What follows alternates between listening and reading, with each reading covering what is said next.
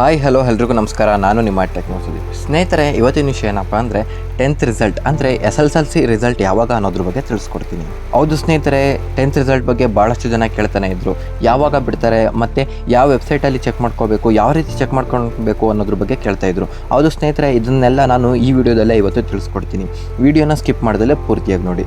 ಅದಕ್ಕೂ ಮುಂಚೆ ಇನ್ನೂ ನಮ್ಮ ಚಾನಲ್ನ ಯಾರು ಸಬ್ಸ್ಕ್ರೈಬ್ ಮಾಡ್ಕೊಂಡಿಲ್ಲ ಬೇಗ ಸಬ್ಸ್ಕ್ರೈಬ್ ಮಾಡ್ಕೊಳ್ಳಿ ಮತ್ತು ಬೆಲ್ ಐಕಾನ್ ಕೂಡ ಪ್ರೆಸ್ ಮಾಡಿ. ಬನ್ನಿ ವಿಡಿಯೋ ಶುರು ಮಾಡೋಣ.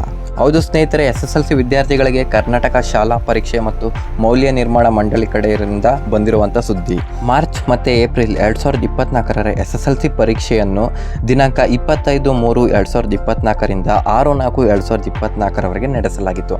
ಅಂದರೆ ಈ ಡೇಟಲ್ಲಿ ನಿಮ್ಮ SSLC ಪರೀಕ್ಷೆ ಏನಿತ್ತು ಅದನ್ನು ಮಾಡಿದ್ದಾರೆ ಅಂತ. ಎಲ್ಲ ವಿಷಯಗಳ ಉತ್ತರ ಪತ್ರಿಕೆಯನ್ನು ಮೌಲ್ಯಮಾಪನ ಕಾರ್ಯವು ಮುಕ್ತಾಯವಾಗಿರುತ್ತದೆ. SSLC ಪರೀಕ್ಷೆ 1ರ ಫಲಿತಾಂಶ ಪ್ರಕಟಿಸುವ ಸಂದರ್ಭ ದಿನಾಂಕ 9/5/2024 ಅಂದರೆ ನಾಳೆ ಸ್ನೇಹಿತರೆ, ಅಂದರೆ ನಾಳೆನೇ ನಿಮ್ಮ ಗುರುವಾರ SSLC ಪರೀಕ್ಷೆಯ ರಿಸಲ್ಟ್ ಏನಿದೆ ಅದನ್ನು ಬಿಡ್ತಾ ಇದ್ದಾರೆ. ಅಂದರೆ ಯಾವ ಟೈಮಿಂಗ್ಸ್ಗೆ ಅನ್ನೋದಾದರೆ ಬೆಳಗ್ಗೆ 10:30 ಗಂಟೆಗೆ ಕರ್ನಾಟಕ ಶಾಲಾ ಪರೀಕ್ಷೆ ಮತ್ತು ಮೌಲ್ಯ ನಿರ್ಮಾಣ ಮಂಡಳಿ 6ನೇ ರಸ್ತೆ ಬೆಂಗಳೂರು, ಇದು ಅಡ್ರೆಸ್ಸು. ಇಲ್ಲಿ ಶುದ್ಧಿಗೊಳಿಸುವ ಕಾರ್ಯಲಾಗಿದೆ. ನೆಕ್ಸ್ಟ್ ನೀವು ಯಾವ ವೆಬ್ಸೈಟಲ್ಲಿ ಇದನ್ನು ಚೆಕ್ ಮಾಡ್ಕೋಬೇಕು ಅಂದರೆ https://carresult.nic.in ಫಲಿತಾಂಶದಲ್ಲಿ ನೋಡ್ಕೋಬೋದು. ಹೌದು ಸ್ನೇಹಿತರೆ, ನೀವು ನಾಳೆ 9/5/2024 ಬೆಳಗ್ಗೆ 10:00 ನಿಮ್ಮ ಫಲಿತಾಂಶ ಏನಿದೆ SSLC ಫಲಿತಾಂಶವನ್ನು ಚೆಕ್ ಮಾಡ್ಕೊಬೋದು ಸ್ನೇಹಿತರೆ.